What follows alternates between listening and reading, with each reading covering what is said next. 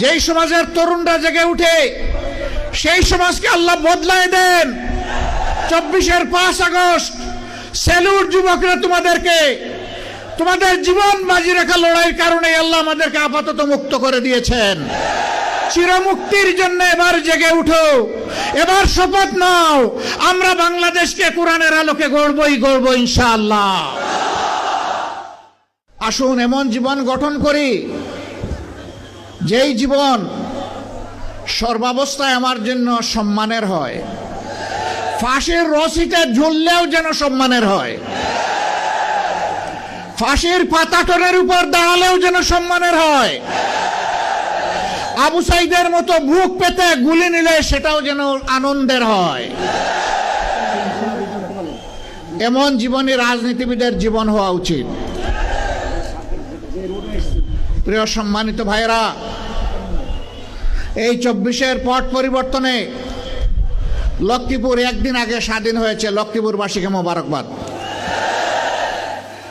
বাংলাদেশ স্বাধীন হয়েছে 5 আগস্ট অথবা 30 জুলাই।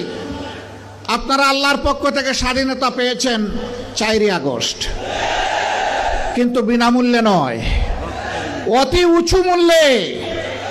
11টা তাজা প্রাণ এই শহরের মাটিতেই ঝরে গেল। জালিমদের হাতে এইভাবে যুগে যুগে যারা দুনিয়া থেকে বিদায় নিয়েছেন, আমি তাদেরকে গভীর শ্রদ্ধার সাথে স্মরণ করছি। মহান রবের দরবারে দোয়া করছি আল্লাহ যেন তাদেরকে শহীদ হিসাবে কবুল করেন। আমি শ্রদ্ধার সাথে স্মরণ করছি আমার অভিভাবক, আমার প্রিয় নেতা জনাব মাস্টার শফিকুল্লাহকে।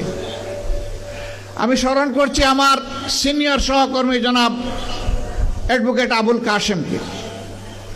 এরকম যারা এই জমিনে তিলে তিলে কষ্ট করে মানুষের কাছে ন্যায় এবং সত্যের দাওয়াত, ইনসাফ কায়েমের আওয়াজ পৌঁছে দিয়েছিলেন, আজকের এই জনসভা তাদের কষ্টের ফসল। আল্লাহ তাআলা তাদের সকলকে ক্ষমা করুন। আল্লাহ তাআলা তাদেরকে অত্যন্ত উন্নত মর্যাদা দান করুন। তাদের স্বপ্নের বাংলাদেশ গড়ার জন্য আমাদেরকে আল্লাহ শক্তি দান করুন। প্রিয় ভাইরা, 53টি বছর এক এক করে চলে গেল। আমরা আসলেই সত্যিকার অর্থে স্বাধীনতার স্বাদটা পেলাম না। এর আগেও 47-এ একবার আমরা স্বাধীন হয়েছিলাম, তখনও পেলাম না। এখন 24-এ মানুষ বুক ভরা আশা নিয়ে, বুক পেতে দেওয়া গুলি নিয়ে মানুষ আশা করেছিল যে 24-এর পরে